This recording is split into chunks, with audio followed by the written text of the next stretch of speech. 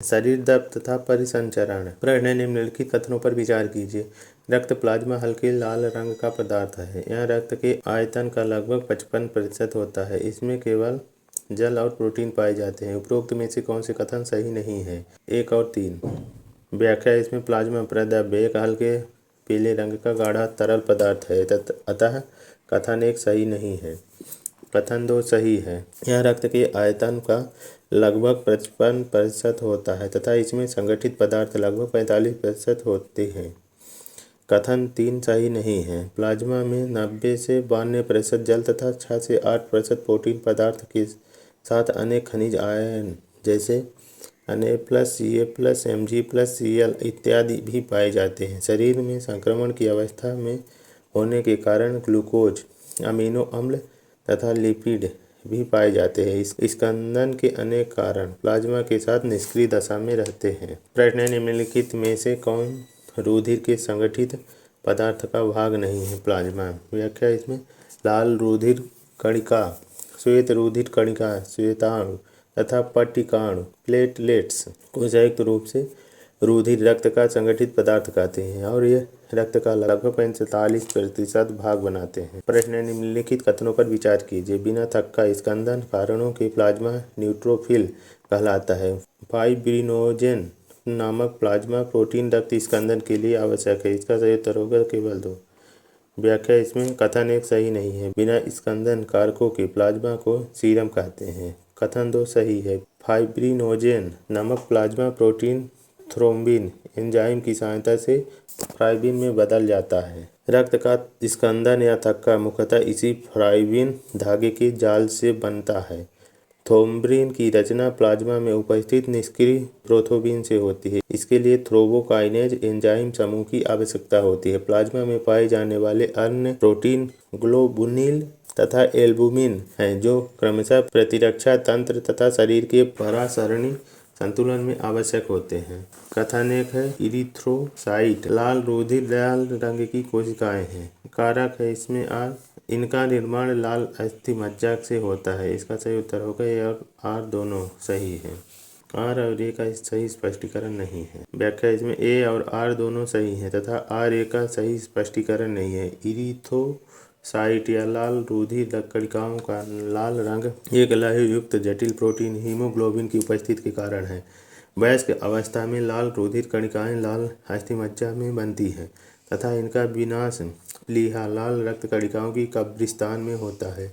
अधिकतर स्तनधारियों की लाल रुधिर कणिकाओं में केंद्रक नहीं मिलते हैं तथा इनकी आकृति उभयतल होती है। प्रश्न। श्वेत रुधिर कणिकाओं के संदर्भ में निम्नलिखित कथनों पर विचार कीजिए। इसमें हीमोग्लोबिन अनुपस्थित होता है। इसमें केंद्रक का अभाव होता है। इनकी संख्या लाल रक्त कणिकाओं से अधिक होती है। उपरोक्त में से कौन से कथन सही हैं? केवल एक। व्याख्या। इसमें कथन 1 सही है। हीमोग्लोबिन के अभाव के कारण तथा रंगहीन होने से ल्यूकोसाइट को श्वेत रुधिर कहा जाता है। कथन 2 सही नहीं है। इसके केंद्रक पाए जाते हैं। कथन 3 सही नहीं है। लाल रुधिर कणिकाएं सभी कोशिकाओं से संख्या में अधिक होती है। स्वस्थ मनुष्य में से लगभग 50 से 50 लाख प्रति घन मिलीमीटर तक होती है, जबकि श्वेत रुधिर कणिकाओं की संख्या औसतन 6000 से 8000 प्रति घन मिलीमीटर ही होती है। इनका औसत जीवनकाल भी लाल रुधिर कणिकाओं के 120 दिन की अपेक्षा कम होता है। प्लेटलेट्स पट्टिकाणु का निर्माण कौन सी कोशिका के विखंडन से होता है? मेगाकैरियोसाइट से।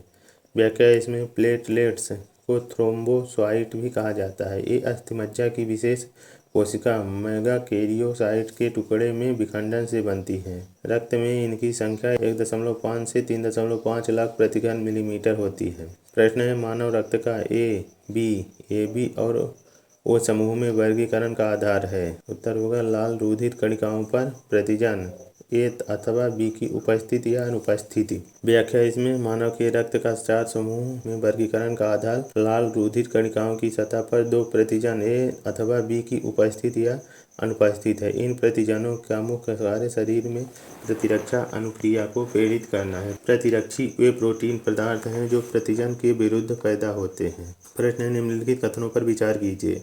पहला है। अतितनाव की स्थिति में रक्तदाब सामान्य से अधिक होता है। सामान्य रक्तदाब 140 से 90 मिलीमीटर Hg होता है। रक्तदाब में मान में HD हाइड्रोजन गैस को दर्शाता है। उपरोक्त कथनों में से कौन से सही हैं? इसका उत्तर होगा केवल एक। व्याख्या इसमें कथन एक सही है। अति तनाव रक्तदाब की वह अवस्था है जिसमें रक्तचाप सामान्य से अधिक होता है। कथन 2 सही नहीं है। सामान्य रक्तदाब 120 से 80 mmHg होता है। इस मापदंड में 120 मिलीमीटर Hg को प्रकुंचन या पंपिंग दाब और 80 मिलीमीटर Hg को अनुशीतलन या विराम काल रक्तदाब कहते हैं। यदि किसी व्यक्ति का रक्तदाब बार बार मापने पर भी 140/90 या इससे अधिक होता है तो वह अति तनाव प्रदर्शित करता है। कथन 3 सही नहीं है। रक्तदाब के मान जैसे 120 mmHg में Hg से तात्पर्य मरकरी पारे से है। प्रश्न निम्नलिखित में से किसमें 4 कक्षीय हृदय नहीं पाया जाता है? मछली में। व्याख्या इसमें सभी कशेरुकियों में कक्षों से बना हुआ प्रेसी हृदय होता है। मछली में 2 कक्षीय, एक आलिंद तथा एक नीला हृदय होता है। उभयचरों तथा सरीसृपों में हृदय 3 कक्षों, 2 आलिंद तथा एक विलय का होता है, किंतु मगरमच्छ इसका अपवाद है। मगरमच्छ पक्षियों तथा स्तनधारियों में हृदय 4 कक्षों, 2 आलिंद तथा 2 नीलय का बना होता है। प्रश्न है निम्नलिखित कथनों पर विचार कीजिए। कागरोच में खुला परिसंचरण तंत्र पाया जाता है। मेढक में बंद परिसंचरण तंत्र पाया जाता है। बंद परिसंचरण तंत्र अधिक लाभदायक होता है। इसका सही उत्तर होगा उपरोक्त सभी। व्याख्या इसमें खुला एवं बंद परिसंचरण तंत्र के 2 प्रकार हैं। कागरोच तिलचिट्टे में खुला परिसंचरण तंत्र पाया जाता है। आर्थ्रोपोडा तथा मेलास्का में ऐसा परिसंचरण तंत्र होता है, अतः कथन एक सही है। इनेलिडा तथा कशेरुकी में बंद प्रकार का परिसंचरण तंत्र पाया जाता है। मेढक कशेरुकी संघ के एम्फीबिया वर्ग का जीव है, अतः कथन 2 सही है। खुला परिसंचरण में हृदय द्वारा रक्त को रक्तवाहिकाओं में पंप किया जाता है, जो कि रक्त स्थान कोटरों में खुला है। बंद परिसंचरण ज़्यादा लाभदायक होता है क्योंकि इनमें रक्त एक दूसरे से जुड़ी रक्तवाहिनियों की जाल में प्रवाहित होता है, जिसे आसानी से नियमित किया जाता है। प्रश्न है मानव परिसंचरण तंत्र में पेस मेकर का कार्य है। उत्तर होगा हृदय स्पंदन दर को सामान्य बनाए रखना। व्याख्या इसमें मानव परिसंचरण तंत्र में सिया आलिद पर्व गांठ को पेस मेकर कहते हैं। यह 1 मिनट में 70 से 75 क्रिया विभव पैदा करती है तथा हृदय का लयात्मक संकुचन को प्रारंभ करती है तथा बनाए रखती है। इससे हमारी सामान्य हृदय स्पंदन दर 70 से 75 प्रति मिनट होती है, औसत 72 स्पंदन प्रति मिनट। प्रश्न है लासिका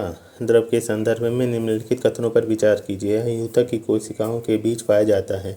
यह हल्के पीले रंग का होता है। इसमें संगठित पदार्थ पाए जाते हैं। उपरोक्त कथनों में से कौन सा कथन सही है? केवल एक। व्याख्या इसमें कथन एक सही है। ऊतक की कोशिकाओं के मध्य पाए जाने वाले द्रव को ऊतक द्रव अथवा लासिका कहते हैं। कथन 2 सही नहीं है। लासिका एक रंगहीन द्रव है जिसमें विशिष्ट लिम्फोसाइट मिलते हैं। लिम्फोसाइट शरीर की प्रतिरक्षा अनुक्रिया के लिए सर्वाधिक उत्तरदायी हैं। कथन 3 सही नहीं है। लासिका द्रव रक्त के समान होता है, परंतु इसमें प्रोटीन कम होती है तथा संगठित पदार्थ नहीं होते हैं। प्रश्न है परिसंचरण तंत्र के हृदयपात हार्ट फेल्योर नामक विकार के संदर्भ में कौन सा कथन सही है? उत्तर होगा हृदय पेशी में पर्याप्त रक्त की आपूर्ति बाधित होती है। व्याख्या इसमें हृदयपात हार्ट फेल्योर वह अवस्था है जिसमें हृदय शरीर के विभिन्न भागों को आवश्यकता अनुसार पर्याप्त रक्त की आपूर्ति नहीं कर पाता है। हृदय घात में हृदय की धड़कन बंद हो जाती है, जबकि हृदयपात में हृदय पेशी को रक्त आपूर्ति अचानक पर्याप्त हो जाने से एकाएक क्षति पहुंचती है।